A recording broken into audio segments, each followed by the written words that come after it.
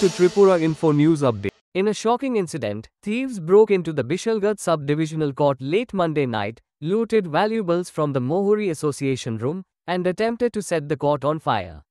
Despite night security, the gang managed to escape. This audacious act has triggered panic across Bishalgarh. Locals and lawyers question the breach of security, while some believe the motive was to destroy crucial legal documents. Police investigation is underway. Listen to lawyer Babul Debnath what he said to media about the incident.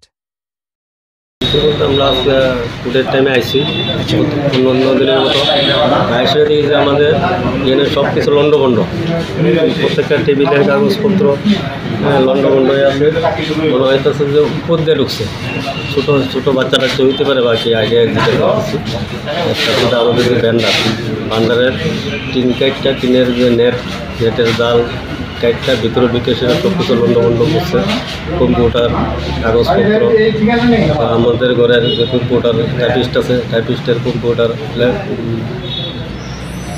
যন্ত্রপাতি যা আছে সব লন্ডভন্ড করে নিচে কিনা না এলে বলতে পারবো না আমরা 2-3 জায়গার মধ্যে দেখা যাচ্ছে ছোটো ছোটো কাগজ পুরানো কী কাগজপত্র এটা এখন আমরা বলতে পারছি না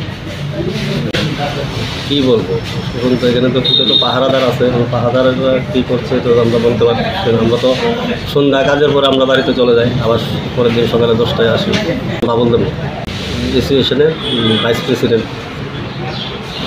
Subscribe to Tripura Info and press the bell icon so that you never miss any latest updates and news on Tripura.